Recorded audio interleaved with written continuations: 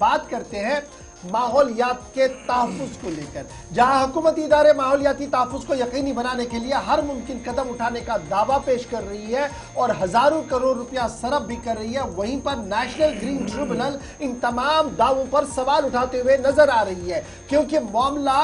जो है वो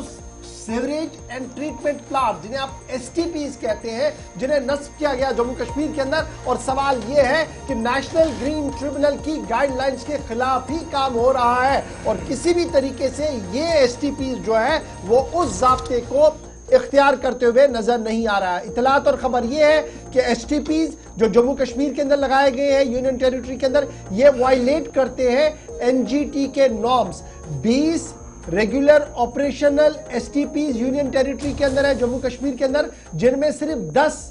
ऐसे हैं जो क्वालिफाई करते हैं 80 to 90% मार्क, यानी बाकी 10 जो है वो अल्लाह के हवाले है। यानी STPs का रिबन तो काटा है, लेकिन जिस काम के लिए उन्हें रखा गया था वो काम हो नहीं रहा है। डिस्पाइट द लैप्स, ये कहा जा रहा है कि जनाब 5 साल का वक्त गुजरने के बाद भी जो पैरामीटर्स तय किए गए थे उन पैरामीटर्स पर अभी तक भी काम नहीं किया जा रहा है। 3 STP जम्मू शहर के ऐसे हैं जो नॉन ऑपरेशनल है,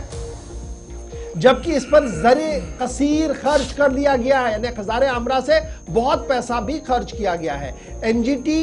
बायोकेमिकल ऑक्सीजन डिमांड, BOD जिसे आप कहते हैं, जो 10 मिलीग्राम के आसपास पर लीटर में होना चाहिए था। केमिकल ऑक्सीजन डिमांड COD जो लेस देन 20 मिलीग्राम होना चाहिए था, और इसी तरीके से नाइट्रोजन जो 10 मिलीग्राम से नीचे, और दीगर चीज़ें जो है सॉलिड वेस्ट और दीगर चीज़ें के हवाले से जो एक तय क्राइटेरिया है कि जब आप वहाँ से पानी को बाहर निकालते हैं तो क्या होना चाहिए, वो सूरत हाल को जब हम देखते हैं तो उसके बरक्स हमें यहाँ नजर आ रहा है, जिसकी वजह से ये कहा जा रहा है कि 20 में से 10 जो प्लांट हमारे हैं वो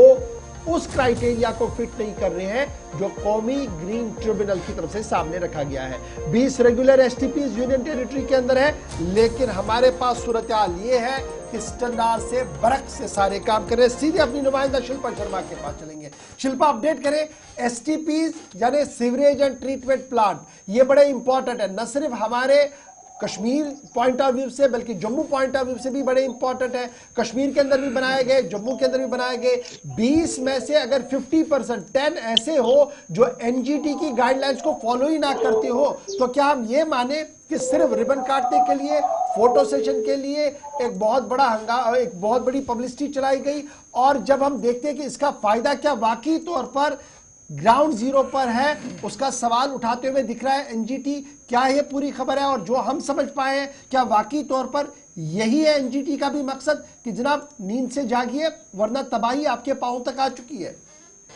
जी बिल्कुल, देखिए केंद्रीय शासित प्रदेश जम्मू कश्मीर में majority of the sewage treatment plant जो है वो NGT यानी कि नेशनल ग्रीन ट्रिब्यूनल को जो है उनके नॉर्म्स को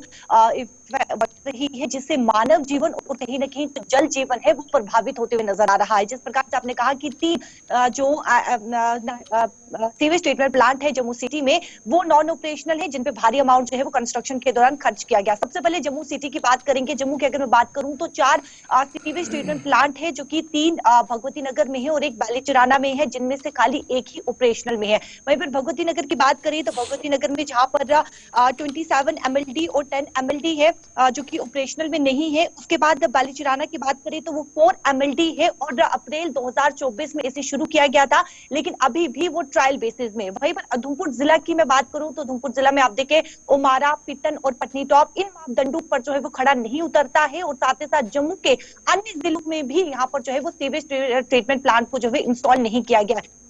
श्रीनगर में भी इसी प्रकार से देखने को मिल रहा है। जो 2 पैरामीटर है, फिकल कैलिफोमा काउंट और साथ ही साथ जो फिजियोकेमिकल पैरामीटर्स है, इन पर ये मापदंडों पर जो है वो खड़ा नहीं उतरता है। जिस प्रकार से आपने कहा कि जो NGT है यानी कि नेशनल ग्रीन ट्रिब्यूनल के मानकों के अनुसार क्या कुछ जो है वो जरूरी होना चाहिए, लेकिन वहीं पर मैं इन्वायरमेंटलिस्ट की बात करूं तो साफ तौर पर यह कहा गया है कि अगर किसी भी सीवेज ट्रीटमेंट प्लांट में ये मापदंड जो है वो खड़े नहीं उतरते हैं, यानी कि जो 2 पैरामीटर्स बताए गए हैं, इन मापदंडों पर अगर सीवेज ट्रीटमेंट प्लांट खड़ा नहीं उतरता है तो है इसका भारी प्रभाव जो है वो मानव जीवन पर और जल जीवन पर पड़ेगा, क्योंकि सीवेज ट्रीटमेंट प्लांट जो है वो लिक्विड वेस्ट को जो है वो डिस्चार्ज करेगा और ये भारी रिस्क जो है वो ह्यूमन लाइफ और इक्वेटिक लाइफ में पड़ेगी। देखिए, नेशनल ग्रीन ट्रिब्यूनल के द्वारा जो है वो ऑर्डर जारी किया गया था, 5 साल हो चुके हैं, लेकिन जिस ऑर्डर में ये बताया गया था कि अगर इस पर यानी कि मापदंडों पर ये खड़े नहीं उतरते हैं तो अधिकारियों पर कार्रवाई की जाएगी, लेकिन 5 साल हो चुका है, अभी तक कार्रवाई नहीं की गई है और ना ही कोई सोल्यूशन निकाला जा रहा है कि इस पर जो है क्या सोल्यूशन निकाले, किस प्रकार से इस पर जो है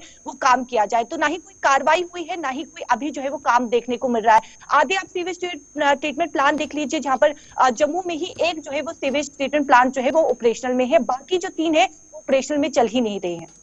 बहुत शुक्रिया शिल्पा शर्मा हमारे साथ डिटेल शेयर करने के लिए, हमारे व्यूवर्स के लिए। और ये बड़ा इंपॉर्टेंट है कि जनाब STP sewerage and treatment plants जो एक टेक्निकली इनोवेटेड बताया जा रहा था कि जनाब अब हम सही तरीके से एक डायरेक्शन में चल रहे हैं, लेकिन ग्रीन ट्रिब्यूनल का मानना है कि 20 में से 10 ऐसे हैं जो 100% हमारे नॉर्म्स को नहीं, चलिए 80-85% नॉर्म्स को सेट होते हैं, लेकिन 10% बाकी मानता 50% 10 ऐसे एसटीपीज हैं जिनके बारे में सवाल उठ रहे हैं। और हम ये सवाल इसलिए आज आपके सामने रख रहे हैं, हुकूमत के सामने रख रहे हैं, क्योंकि ऑलरेडी माहौलियाती तबाही बहुत हो चुकी है। इसकी और खुदारा तवज्जो दीजिए, वरना जो ये बची खुशी चीज़ें हमारे पास है ये भी हमारे हाथ से चली जाएंगी और हम हाथ मलते ही रहेंगे।